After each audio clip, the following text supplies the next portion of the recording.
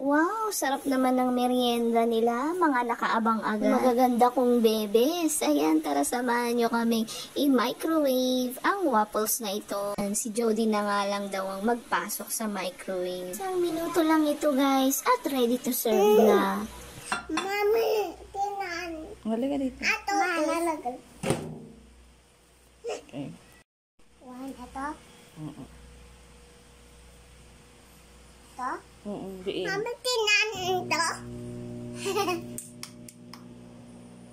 Hindi tayo tinan yan. Wow, is there is? One. One. Hindi, tama yun.